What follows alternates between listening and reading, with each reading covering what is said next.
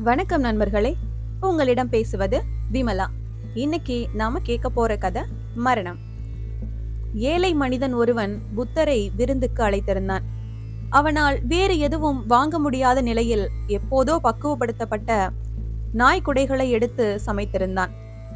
அந்த உலர்ந்த நாய்க்குடைகள் விஷமாகி விட்டிருந்தவை. புத்தர் அதை சுவைக்கும் போதே கசப்பாய் இருந்தது.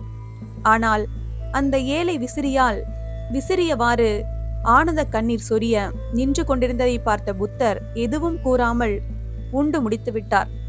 அது மிகவும் கடுமையான விஷம். அவர் தன் இருப்பிடம் திரும்பியதும் நினைவை இழந்து விழுந்து விட்டார். வைத்தியர்கள் இனி பிழைப்பது சாத்தியமில்லை என கூறிவிட்டனர். அந்த பேதை மனிதன் அது கசப்பாய் இருந்தது என்று ஏன் கூறவில்லை சுவாமி என அரட்டி அழுது புரண்டான். சிறிதளவு நினைவு வந்தபோது புத்தர், உன் கண்களில் ஆனந்தத்தை கண்டேன், நாய்க்குடையின் கசப்பையும் கண்டேன், என் ரத்தத்தில் பரவும் விஷத்தையும் கண்டேன், என்னை அணுகி வரும் மரணத்தையும் கண்டேன்.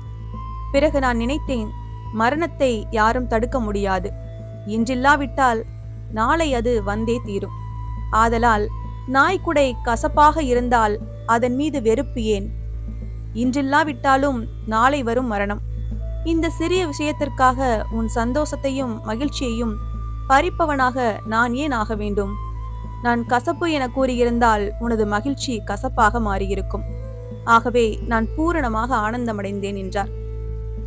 இறப்பதற்கு முன் புத்தர் தன் பிட்சுக்களை அழைத்து, எந்த மனிதன் புத்தருக்கு கடைசி போஜனம் அளித்தானோ அவன் பரம புண்ணியவான் என கிராமம் முழுவதும் பறை அறிவியுங்கள் என்றார். பிட்சுக்கள் கலங்கினர். அவன் கொலைக்காரன் என்றனர்.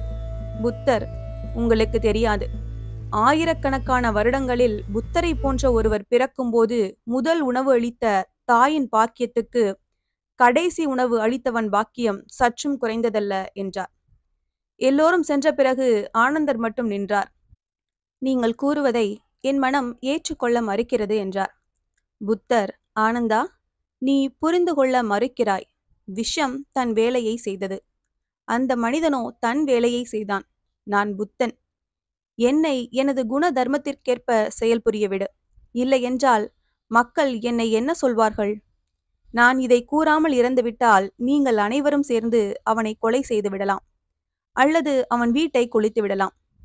நீ இதை செய்யவில்லை என்றால் ஜென்ம ஜென்ம மாத்திரத்திலும் தேவையற்ற அவமானமும் நிந்தனையும் அடைவீர்கள் என கூறினார். எத்துணை அழகான மரணம், எத்துணை அருமையான மகிழ்ச்சி, எத்துணை ஆழமான சொற்கள்! கடவுளே, மனித வர்க்கம் ஒரே ஒரு கணமாவது சிந்திக்குமா? எல்லா பொருட்களும் தத்தம் குணத்தால் அறியப்படுகின்றன.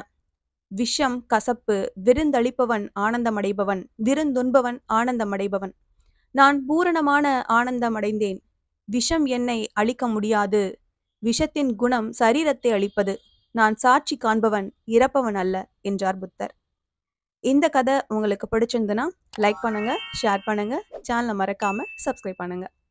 அடுத்த கதையில சந்திக்கலாம்.